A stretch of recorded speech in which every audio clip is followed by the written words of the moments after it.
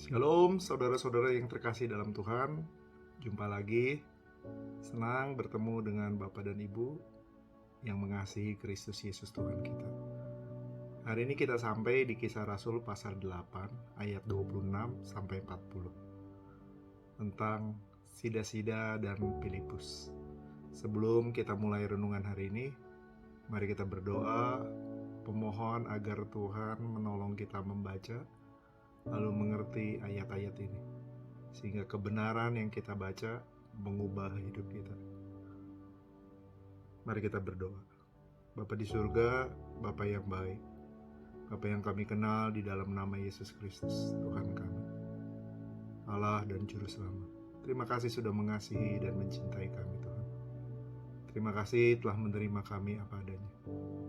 Terima kasih telah menjaga kami di masa pandemi ini. Lepas dari apapun yang terjadi, kami cuma mau belajar percaya Tuhan, lewati bayang-bayang maut sekalipun. Tuhan ada bersama dengan kami.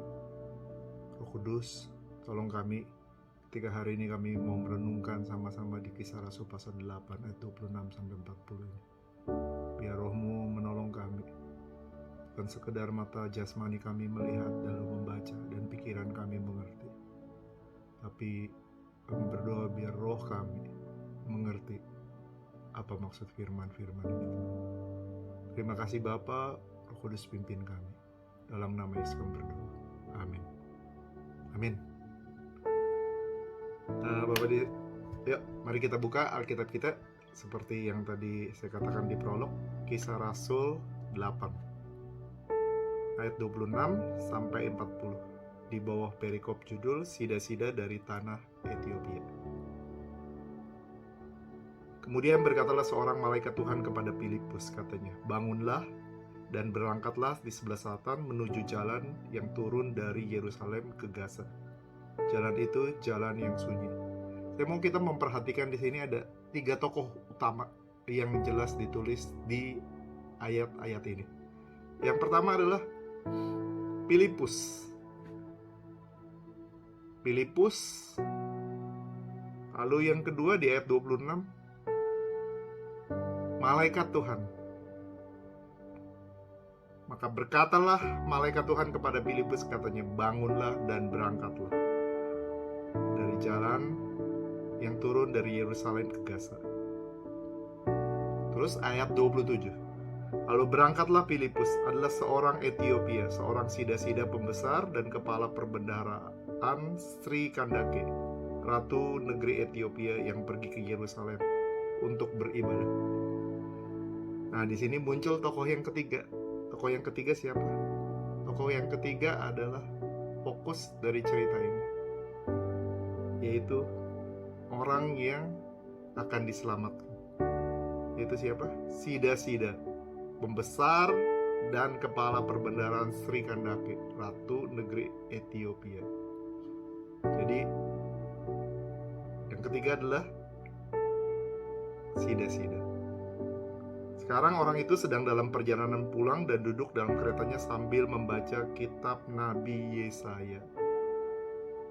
Kata roh kepada Filipus. Nah, ini roh. Jadi pertama Tuhan menampakkan diri kepada Filipus dalam bentuk malaikat Tuhan. Lalu di ayat 30, ayat 29, roh berkata kepada Filipus, "Pergilah ke situ dan dekatilah kereta itu." Filipus taat, segera ke situ dan mendengar sida-sida itu sedang membaca kitab Nabi Yesaya. Kata Filipus, "Mengertikah Tuhan apa yang Tuhan baca?" Mengertikah Tuhan apa yang Tuhan baca? Saya teringat apa yang kita dengar dari gembala kita, Kohani, ketika beliau khotbah tentang benih. Ada satu kata kunci ketika benih itu ditabur. Saya baca kembali di Matius 13 ayat 19 dan 23. Orang yang mendengar firman itu. Jadi ini bicara tentang benih yang ditabur. Orang yang mendengar firman itu tapi tidak mengerti, lalu si jahat akan mengambilnya. Lalu di ayat yang 23 dikatakan orang yang mendengar firman itu lalu mengerti. Lalu mengerti. Jadi yang di pertama, yang di ayat 19 dikatakan orang yang mendengar firman itu tapi tidak mengerti. Karena tidak mengerti, maka benih itu tidak jadi berbuah, tapi diambil oleh si jahat. Nah, sida-sida ini sampai di fase yang mungkin awalnya mirip dengan ayat 19, Matius 13 ayat 19. Dia katakan, mana aku ngerti? Jawabnya, bagaimana aku dapat mengerti ayat 31 kalau tidak ada yang membimbing aku? Lalu ia meminta Filipus naik dan duduk di sampingnya. Yang kita heran memang sida-sida ini tidak mempertanyakan, loh, kok Bapak tiba-tiba datang gitu? Karena jalan itu sunyi. Pasti dia melihat siapa yang datang, naik apa. Dia tidak, yang ajaib adalah dia tidak mempertanyakan keajaiban tentang Filipus yang tiba-tiba nongol di perjalanan dia. Tapi dia sedang fokus sekali dengan apa yang dia baca. Bagaimana aku dapat mengerti, kata dia, kata si sida-sida ini, kalau tidak ada yang membimbing aku. Lalu Filipus naik dan duduk di sampingnya. Ayat 32 berkata tentang nats yang dibaca sida-sida ini. Seperti anak domba dibawa ke pembantaian dan seperti anak domba yang keluh di depan orang yang menggunting bulunya. Demikianlah ia tidak membuka mulutnya. Dalam kehinaannya berlangsunglah hukumannya. Siapakah yang menceritakan asal-usulnya? Sebab nyawanya diambil dari bumi. Maka kata sida-sida itu kepada Filipus, aku bertanya kepadamu, tentang siapakah Nabi berkata demikian, tentang dirinya sendiri atau tentang orang lain? Maka mulailah Filipus berbicara dan bertolak dari nas itu. Ia memberitakan Injil Yesus kepadanya. Stop dulu ya sampai situ. Kita di sini mengerti pentingnya peran hamba-hamba Tuhan yang mengerti lebih dulu daripada kita. Kita jemaat yang dipanggil Tuhan, bukan sekedar dipanggil untuk jadi jemaat, tapi Alkitab berkata, pergilah dan jadikan semua bangsa murid. Kita perlu dalam bimbingan Roh Kudus mengerti seperti tokoh yang pertama tadi, tokoh yang kedua, Filipus, mengerti ayat-ayat ini. Sehingga ketika orang bertanya tentang apa maksud firman ini, kita bisa datang kepada mereka dan memberitakan Injil Yesus Kristus. Saud Filipus juga Tuhan percaya. Ayat 36 berkata, maka mereka melanjutkan perjalanan mereka dan tiba di suatu tempat yang ada air. Lalu kata sida-sida itu, lihat di situ ada air. Adakah halangannya jika aku dibaptis? Saud Filipus, jika Tuhan percaya dengan segenap hati boleh. Jawabnya, aku percaya bahwa Yesus Kristus adalah anak Allah. Lalu orang Etiopia itu menyuruh menghentikan kereta itu dan keduanya turun ke dalam air, baik Filipus maupun sida-sida itu, dan Filipus membaptis dia. Bapak dan Ibu yang dikasihi Tuhan, saya melihat ada 3 tokoh ini. Yang pertama malaikat Tuhan, lalu kedua Roh Kudus, yang ketiga Filipus sendiri, yang keempat sida-sida dari Ethiopia. Malaikat dan Roh Kudus perannya sama, mencari yang terhilang, mencari orang-orang yang mencari kebenaran, mencari orang-orang yang perlu diselamatkan dan dibawa kepada Yesus Kristus.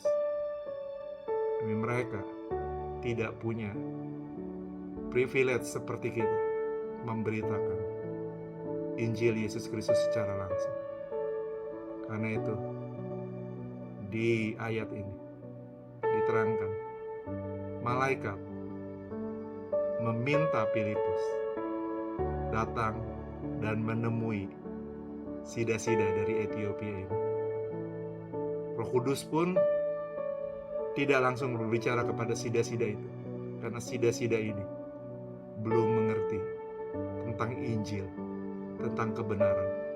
Dan itu Roh Kudus memakai Filipus untuk menceritakan Injil Yesus Kristus. Tokoh yang keempat adalah si sida-sida itu sendiri. Saya mencatat di sini Filipus adalah orang yang taat. Cerita tentang Filipus hanya 3 kali dicatat. Ini Filipus bukan Filipus yang murid Tuhan.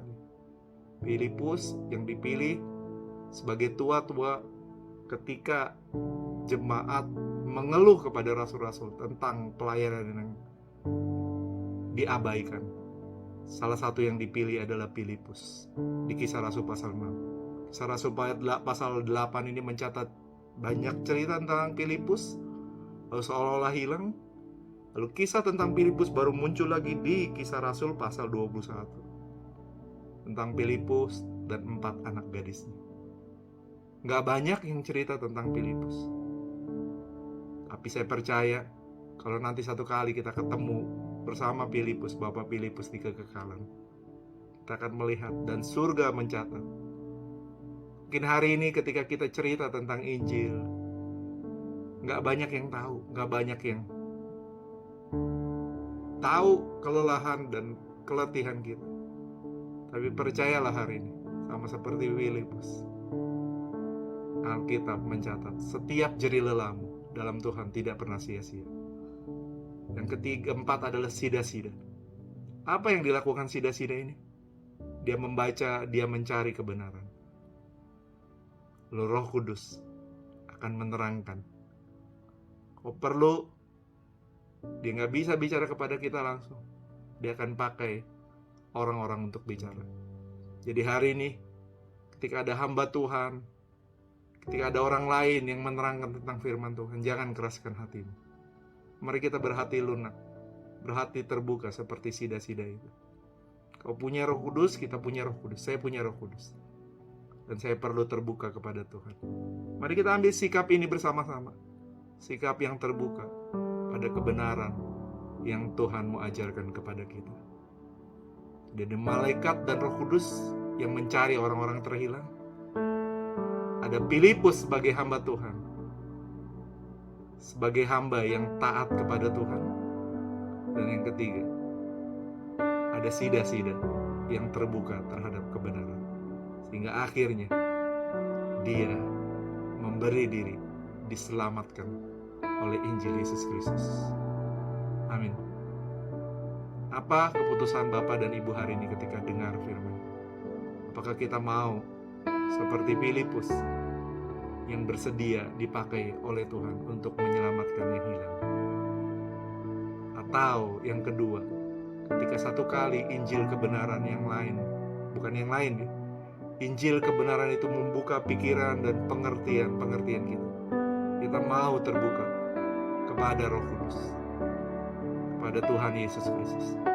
Dan Dia akan ajarkan kita jalan-jalan kebenaran. Kepada orang yang karib, Alkitab berkata Tuhan menunjukkan jalan-jalan. Saya berdoa hari ini. Saya juga sama-sama saya berdoa, saya minta sama Tuhan. Tuhan, tolong saya untuk mengenal-Mu dalam roh dan dalam kebenaran. Amin. Mari kita berdoa. Roh Kudus, Roh yang manis, terima kasih Tuhan, Kau masih mencari yang terhilang. Dan terima kasih Kau ada di dalam hidup kami sebagai meterai Allah. Terima kasih Roh Kudus. Hari ini kami mau belajar dari cerita tentang Filipus dan sida-sida ini. Filipus yang taat menjadi kesaksian buat sida-sida ini dan menceritakan tentang Injil Yesus Kristus, sehingga akhirnya sida-sida ini diselamatkan. Dan Tuhan, satu kali ketika kami membaca firman-Mu hari ini, mungkin kami gak mengerti. Kami mau teriak kamu Roh Kudus. Roh Kudus, Engkaulah yang membuat kami mengerti, supaya jangan jalan roh itu, supaya jangan firman itu diambil oleh si jahat. Tolong kami Roh Kudus, tolong kami yang terbuka pada Tuhan. Ajari kami jalan-jalan itu dalam nama Yesus. Amin. Jadi apa keputusanmu? Ya, jadilah pemberita Injil Kristus. Yang kedua, jadilah terbuka terhadap kebenaran, sehingga Tuhan dengan senang hati mengajar jalan-jalan hidupnya kepada kita. Saya percaya jemaat Tuhan di akhir zaman ini akan dilengkapi oleh kebenaran-kebenaran. Tugasmu yang pertama, baca dulu. Baca Injil kebenaran itu. Baca perjanjian baru, perjanjian lama. Biarkan. Mungkin hari ini kau nggak mengerti. Tapi biarkan kau setia dengan baca. Dan Roh Tuhan akan menuntunmu mengerti. Supaya jangan si jahat itu mengambil firman yang harusnya berbuah lebat dalam hidup kita, karena kita tidak mengerti. Doa saya, Roh Kudus menolong kita makin mengerti firman Tuhan, sehingga kita berbuah lebat. Salam berbuah lebat. God bless you all.